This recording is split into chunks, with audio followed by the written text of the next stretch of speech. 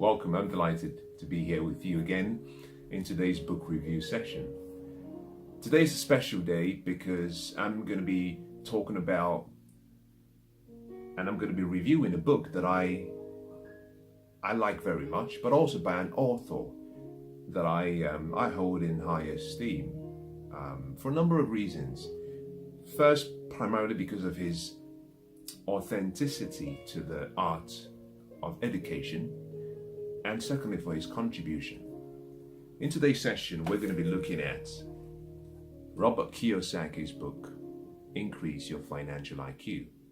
It's one of the books in his Rich Dad series, and there are a number of books in that. He's the person and the author who wrote Rich Dad, Poor Dad, which is an international classic, considered to be the number one personal finance book of all times. And in this book, Robert has, like he did in Rich Dad, Poor Dad, he's expanded on some of his views about wealth, about creating it, protecting it, multiplying it, and then passing it on successfully. I consider this book to be very important for everyone, and I'll give you a few reasons why I suggest that you consider getting it. Number one, you and I will spend more than 50% of our waking life working for money. Now, 50% of our waking life refers to the fact that every day, the day is split into two parts, what we call the daytime and rest time. And if you take 8 hours as the average time that most people will spend maybe resting or sleeping, recovering, then we're left with 16 hours. And so out of the 16 hours, we spend about 8 hours at work, but we also spend between 2 and 3 hours traveling to and from work, and about an hour preparing for work. But if you look at the time we spend in the office, it's 8 hours out of 16 hours, and for that reason I say 50%. But if you add all the time we spend both working, getting to work, getting back from work, and preparing for work, it's about 70%. Now here is the point. I'm baffled by the fact that we spend so much of our time learning about, or rather working for money, but we spend very little time learning about the one thing that we're slaving all of our lives for. In Increase Your Financial IQ, you will find some very helpful information about how to increase your financial IQ. Now let me start with what I like about the book. Robert starts by trying to bring to your awareness and understanding that there is a difference between being technically competent, academically sound, and being financially educated. In the same way you have an IQ, which measures your intelligence quotient, measures your ability to solve problems, and that could be in a particular profession. Similarly, there is something called a financial IQ, and your financial intelligence is what helps you solve your financial problems. Now, I love that concept, and before I read the book, very few people had brought that awareness to me. Very few had raised my level of understanding to see that just in the same way we study academically to be able to solve problems within a working environment, you and I also have to study financially to be able to solve our personal financial problems. So for many years of my life, I assumed that because I was technically competent in engineering, that meant that I, for some reason, would be able to deal with any financial problem that came my way. But that is incorrect. The book is written in such a way that is understandable. However, it's not everybody's cup of tea. And the reason is simple. The book deals with reality and deals with straight talk. This is not a book about motivation or telling you you're going to become rich and famous and skinny and wealthy. The book simply gives you the foundation. It says, Hard work doesn't make you wealthy. Being technically competent doesn't make you wealthy. Talent, skills don't make you wealthy. What makes you wealthy is your ability to solve financial problems. And your financial problems are solved based on your financial intelligence. But it goes a long way to say you have to be able to measure that intelligence. That is what Robert calls your financial IQ. Your ability to solve financial problems. And in the book, he deals with 5 specific financial IQs. I'll talk about those very shortly. But before I go into that, I want to draw your attention to something that caught my attention when I read the book. At the start of the book, he explains something called the rules of money, which personally I agree with, and I've written about it in my own book. I've shared knowledge about it in various teaching seminars and webinars and programs. But he explains much better than I did, and I do, the cause of the rules of the game of money and the changes of the rules of the game of money. Now I want to draw your attention to 2 very critical parts that he makes mention of. The first is he talks about 1970 or 1971. Most people don't understand this, and most people don't know. The English pound, I believe, is the oldest currency out there as of today. Now that statement could be slightly incorrect, or maybe I have phrased it in the wrong way. The English currency is not backed by gold. The British pound is not backed by gold. Similarly, the American dollar is not backed by gold. The American dollar used to be backed by gold until 1970 and 1971. Now, as a result of a change in legislation back in 1971, there was a change in the rules of the game. What happened was that most countries started printing what we call paper money. Because it wasn't backed by gold, they could print as much as they could. And as a result of that, the value of the currency, which this is what this is, continues to decline. The more the government prints more of this, the purchasing power of this currency declines in value. And that means that if I had £1,000 at the start of the year, and I'm going to use the concept of inflation now, which is a different subject or item in its own right, but let's just use inflation to give you a good example. The inflation rate in London today is 2.9. Let's call that 3% to keep it rounded.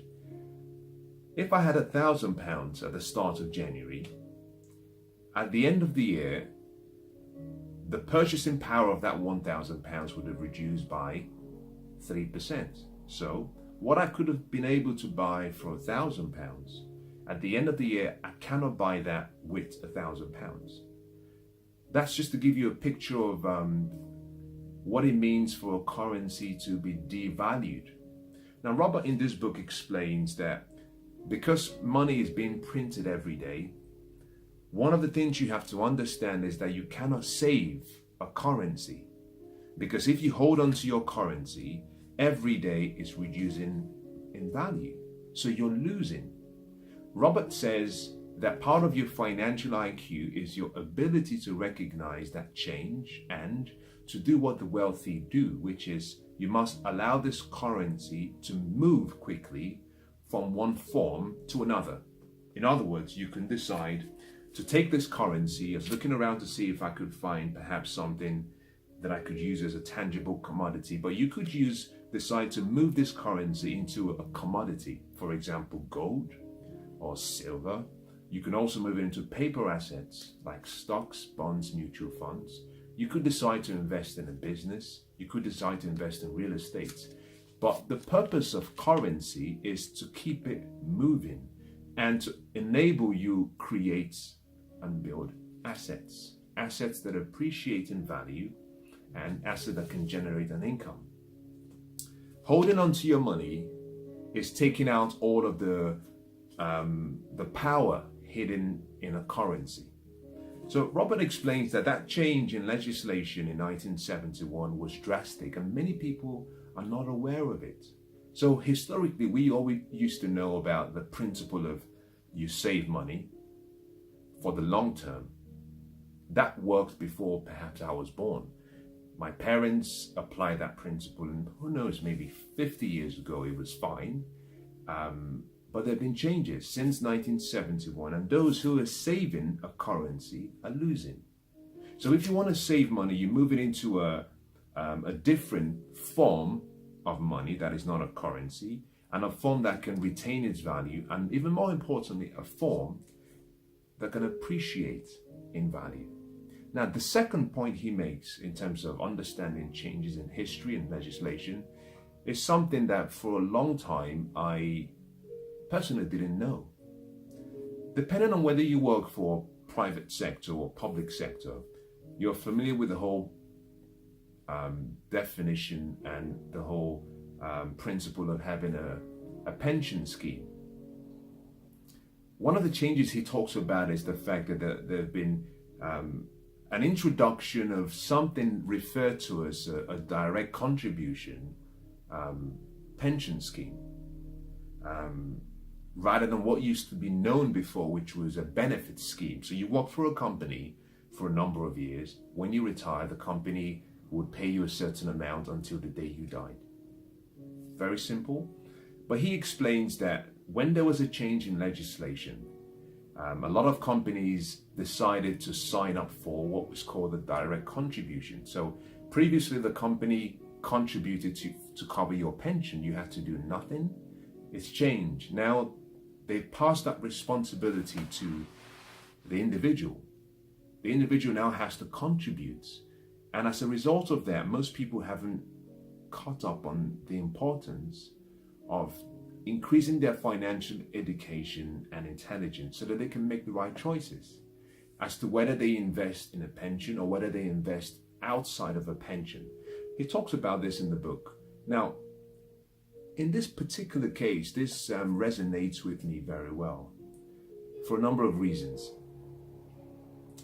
I have family members who have been badly affected by the pension scam scheme challenges. Some people work all of their life, work very hard, diligently. They do all the right things based on other people's recommendations, based on the old rules.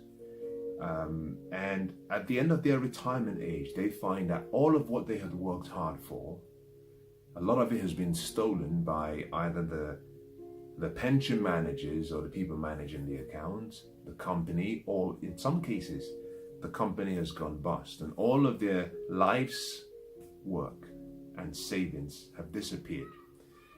In this particular instance, in relating to how this affects me personally based on a family member, one of the things I say is that you are responsible for your destiny.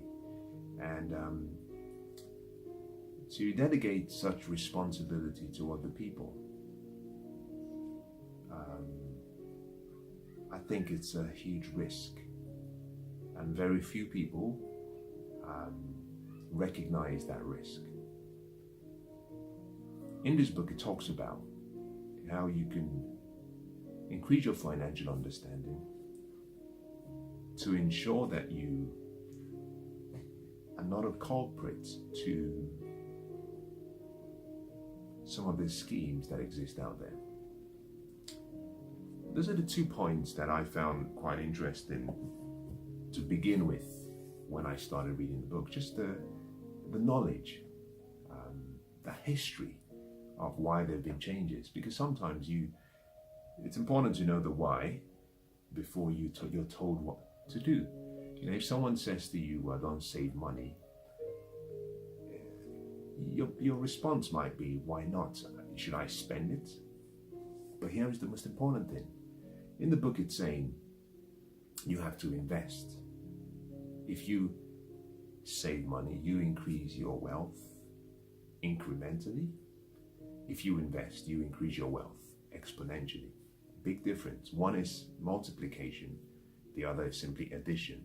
Saving is adding, investing is multiplying, and investing allows you to use the compound principle, something Albert Einstein called the eighth wonder of the world. Now let's move a little bit further. Let me talk about a section in the book that I thought was quite interesting.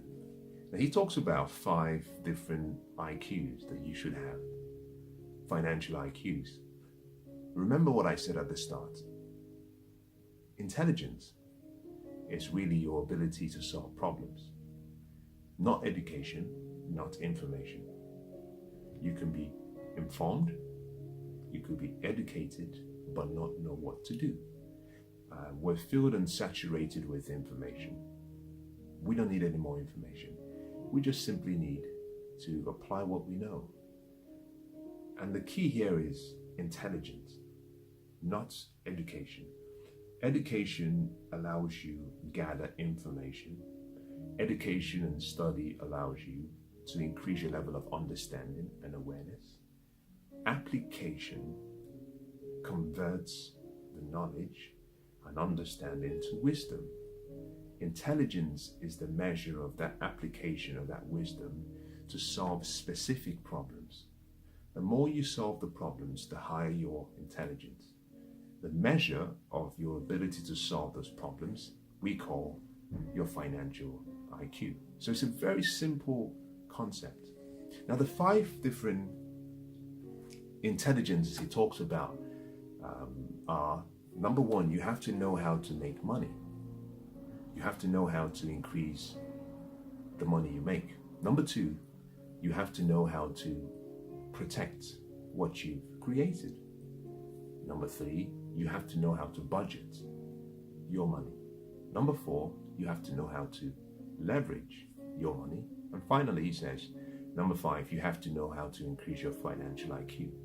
I'm going to touch on all of those very briefly.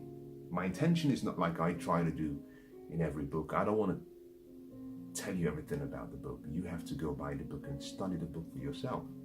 But what I found, if you've listened to the book review that I did on the book by George Clason, The Richest Man in Babylon, a lot of the principles in Increase Your Financial IQ are based on The Richest Man in Babylon. And that's something to be proud of for a number of reasons. There are only a few fundamentals, only a few principles that really make life work. When it comes to the area of wealth, there aren't that many principles or laws of wealth.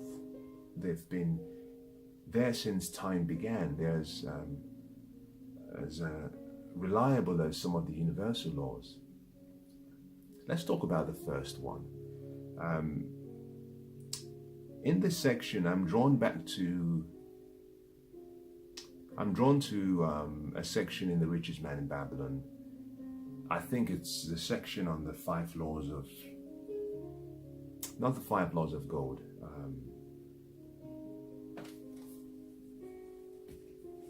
I'm drawn to a section, forgive me, I think this is quite, just to remind me. It's called Seven Cures for a Lean Purse in The Richest Man in Babylon. And that section of the book quite mirrors Robert Kiyosaki's section on how to increase what you earn. So he starts by saying something which I think is true. If you want to increase your financial IQ, the first thing you have to do is earn more. You have to earn more. However, the question is not how much you're earning. It's really how you're earning the money.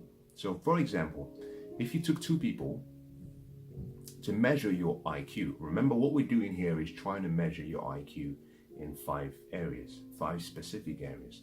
Number 1, the areas in about increasing what you earn. And he's saying if you have 2 people working in the same job, for example, maybe working for the same company, one person makes, say, £20,000, and the other person makes £35,000. He's saying the person who makes £35,000 has a higher financial IQ in relation to earning more, because they know how to provide more value, provide more service, so that they can earn more. Quite basic, quite simple. So the first thing you have to do is ask yourself the question, is what I'm earning the best that I can earn? The more you increase what you earn, the more you're increasing your financial IQ, number one.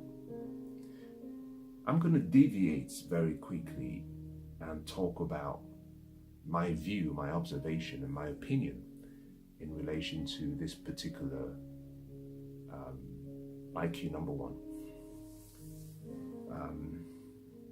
I started my journey within the professional marketplace working for a company. As an engineer, I worked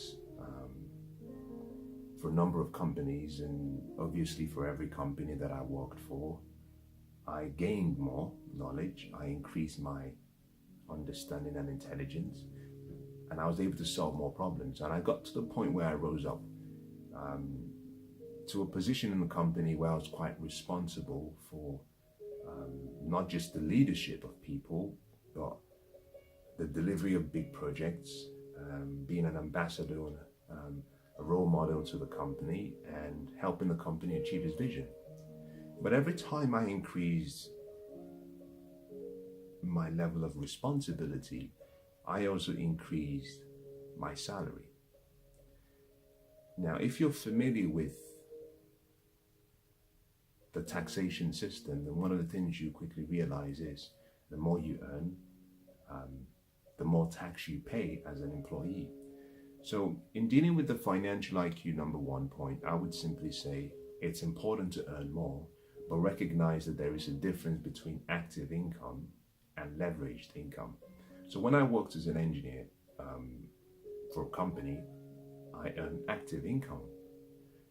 But I started to deviate and move away from working for a company. I decided to set up my own business. I decided to develop and build a personal brand. I started writing books. I started investing in real estate. And that meant that I started earning money from other sources of income, multiple sources of income. And those other sources of income, I held on to more of what I created, because the taxation requirements on those were much smaller, because you're using passive and leveraged means as opposed to active means. So every employee will earn active income. Every business will earn active income. But if you have the intelligence to recognize that there's something called MSI, multiple sources of income, then what you can do is deviate some of your time and energy and effort to other sources of income that require less taxation, meaning you get to retain more of what you create. It's really not how much you are paid, it's how much you keep from what you're paid. So if you earn £10,000 per month, but you pay £5,000 in taxes, you're no smarter than someone financially who earns maybe £6,000 per month but keeps £4,500. They might earn less than you, but they keep more than you because they perhaps are using leverage sources. That's financial IQ number one, which very nicely leads to financial IQ number two. Financial IQ number two deals with what percentage of what you earn is paid in taxes, which is what I've just been talking about. And what I found is the person who pays lower in taxes has a higher IQ. That's how you measure your financial IQ number two. Very simple. If you pay 35% in taxes and I pay 50% in taxes, you have a higher financial IQ than I do. Because in your case, you might have been using a lot more of your intelligence than I have been. And most people don't really sit down and look at their paycheck at the end of the month or when they receive the paycheck to understand, what am I really paying in taxes? Taxes is normally, for a lot of people, their highest expense. You have to understand what yours is. Now let's talk about the third IQ. It's about protection. How do you protect your money? Protecting what you earn comes in various ways. Now let me talk about how this can be applied. Let's say you have a home and you have a lot of equity in your home. If for whatever reason there's a third party loss or injury, people can come after you and they can sue you, and whatever equity you have in that house will be up for grabs by some of the lawyers and solicitors of our times. To measure your financial IQ number 3, it's about how much of your money you're protecting. So one of the easiest things most people should do is try not to have things of value in your name. Rather, have those in what we call registered companies, a limited liability company, for example, because it's a legal entity that is protected. You might be the director or the partner in the firm, but the company is like a clone of someone. It doesn't really exist. It's simply paperwork. So should something happen, you can't be sued directly. The company deals with whatever legal issue might come its way. There's more protection if you own under a company than if you own under your name. Protection also comes in various ways: insurance, life insurance, health insurance, business liability insurance. So it deals with various forms of insurance. And so the way you measure your financial IQ in this case is ask yourself, what level of protection do I have? And you might even go as far as asking yourself, do I have a will? Do I have a trust set up to ensure that I can successfully pass on my wealth? Those who are financially intelligent deal with all of their protection needs very, very seriously. Let's talk about the next one. I like the next one. It's called leveraging. How do you leverage what you have? Now, I started before and I said to you that this is currency. Leverage is a very powerful concept. There are various forms of leverage, and leverage in this case simply means, how can you achieve more by doing less? How can you achieve more by doing less? Technically, you might say that doesn't make sense, but it does if you understand the concept of leverage. And there are various leverage options: leverage of other people's experiences, other people's time, other people's money, other people's wisdom. So for example, if you have sound financial intelligence, then you will understand the various investment options that are available to you. When I started my journey, one of the things I did was I sat down and I spent a number of years just studying, trying to raise my level of awareness, understanding, and wisdom. And I found in my study that there are 4 major investment, you might call them asset classes: business, commodities, paper assets, and property investing or real estate. I found when I studied each and every one of those that property investing gave me the highest level of leverage and the highest control based on where I found myself. I was broke, I was poor, I had no money, but it meant I could start the journey using real estate. So when I started, I could go to the bank and say I had £5, and the bank will be willing to give me £20 for me to add to my £5 to buy a real estate investment. That is using leverage. You're using other people's money. You can choose not to go to a bank. You can go to investors and say to them, I have £5. I found a property that is £25 and I need £20. Would you be willing to come in with me as a partner?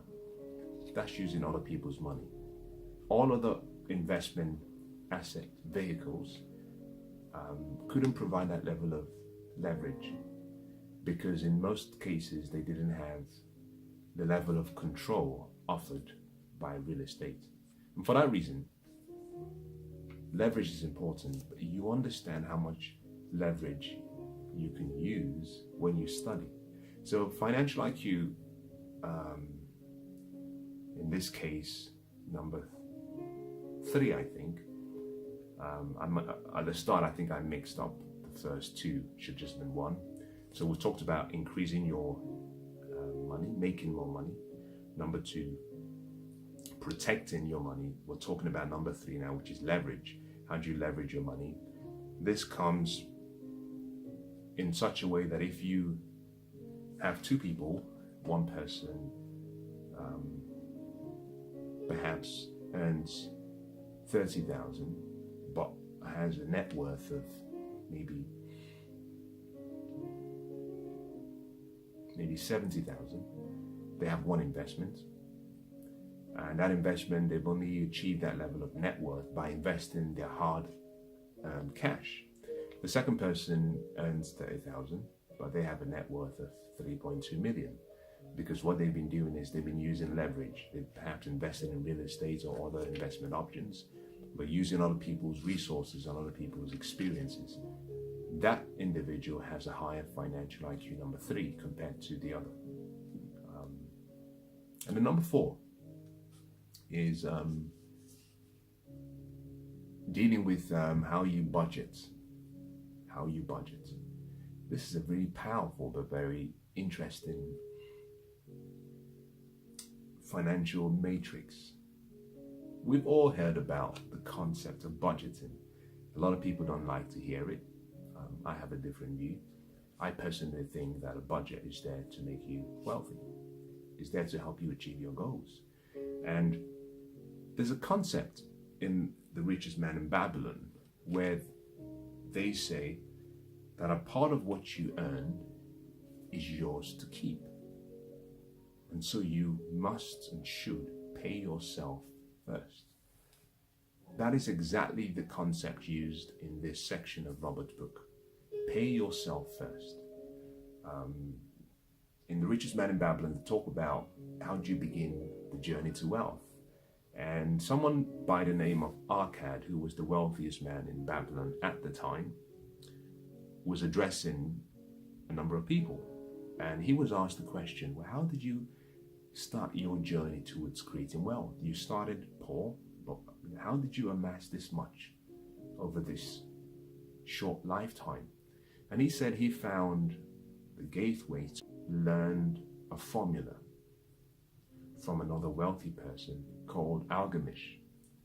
Algamish said to him that if you want to be wealthy, that you must set aside 10% of what you earn as investment seed for your future. So in other words, before you pay any of your expenses, pay yourself, pay into your investment account so that multiplies, and then whatever is left, you have to use that as a budget and discipline your desires and learn to live on less than you earn, or live on what's left.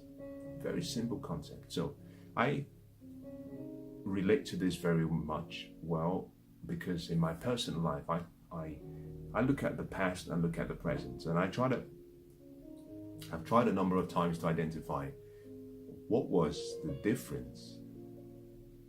And I found that the difference came down to one word: habits.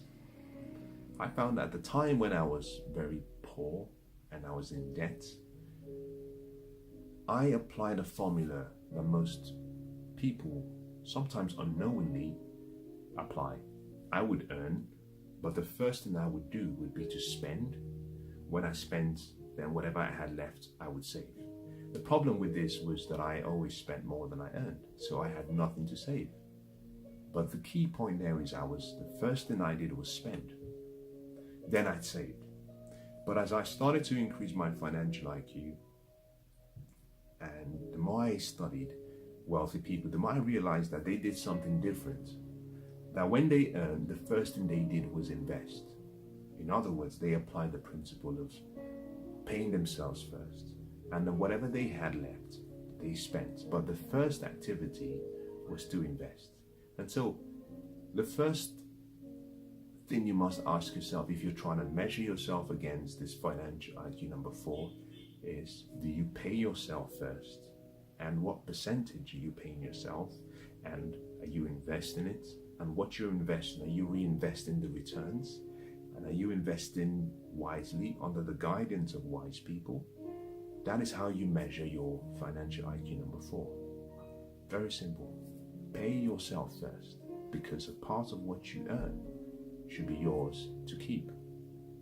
Now, the final IQ is about increasing your financial intelligence. And for this, it simply says time and study is required. You have to spend the time and energy and effort and be committed to a daily discipline of self-improvement every single day. Really that simple. So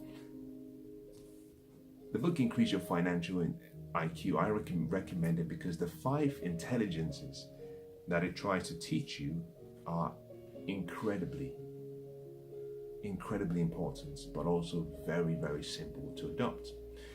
In further sections in the book, Robert gives you examples of how he started. He gives you examples of the mistakes he's made in his journey, which I think is very useful to just to see how someone in his position has journeyed. He also talks about the challenges. He talks about some of his dreams and goals. And so you get an insight as to not just the intellectual part of his mind, you get an insight into the entrepreneurial side of his vision, and you get an insight into his personal life and his commitment to the educational industry and trying to improve and increase what most people still hold on to as a sacred wisdom or sacred knowledge. So today's session, my book of the day, my recommendation is Robert Kiyosaki's book, Increase Your Financial IQ. It's a simple book, it's small, it's very easy to read. I will recommend it because I believe if you want to change your life, you have to change your life. And that is not a play on words.